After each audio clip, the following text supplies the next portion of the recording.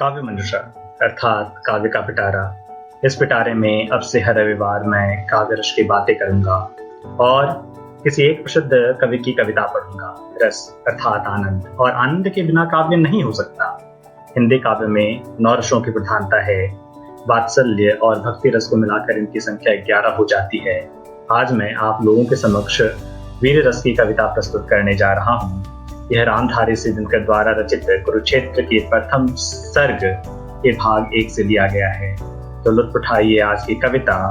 और इसे आज के परिप्रेक्ष्य से जोड़ने की कोशिश कीजिए। तो पेश है आज की कविता।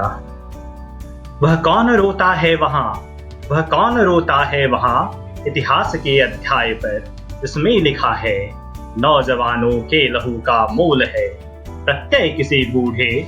कुटिल नीतिज्ञ के व्याहार का, जिसका हृदय उतना मलिन जितना कि शीर्ष वलक्ष है, जो आप तो लड़ता नहीं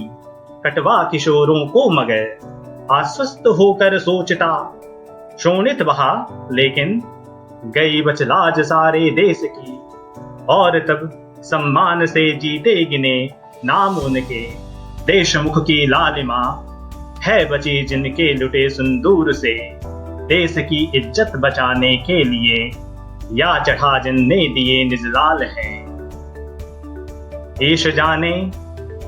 देश का लज्जा विषय तत्व है, या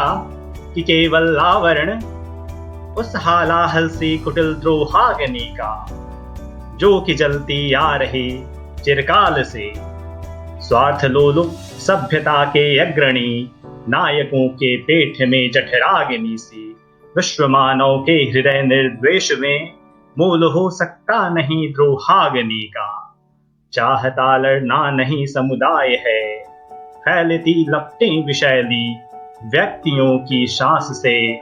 हर युद्ध के पहले द्विधा लड़ती उबलते क्रोध से, हर युद्ध के पहले मनुज है सोचता, क्या शस्त्र ही उपचार एक अमोघ है, अन्याय का अपकर्ष का विश्वा गरल में द्रोह का, लड़ना उसे पड़ता मगर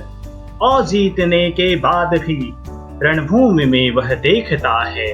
सत्य को रोता हुआ, वह सत्य है जो रो रहा इतिहास के अध्याय में, विजयी मनुष्य के नाम पर कीचड़ नयन का डालता,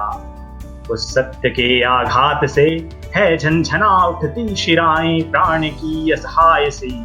सहसा विपंछी लगे कोई अपरिचित हाथ जो, वह तिल मिला उठता मगर है जानता इस चोट का उत्तर न उसके पास है, सहसा हृदय को तोड़कर करती प्रतिध्वनि प्राणगत अनिवार्य सत्याघात की, नर का बहाया रक्त, हे भगवान मैंने क्या किया,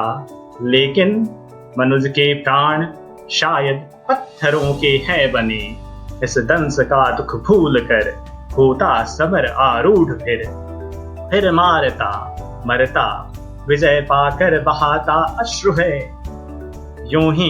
बहुत पहले कभी रण कुरुभूमि में नरमेध की लीला हुई जब पूर्ण थी, पीकर लहू जब आदमी के वक्ष का, वज्रांग पांडव भीम का मन हो चुका परिशांत था, और जब व्रत मुक्त केशी द्रौपदी मानवी अथवा ज्वलित जागृत शिखा प्रतिशोध की, दांत अपने पीस अंतिम क्रोध से रक्त वेणी कर चुकी थी केश की,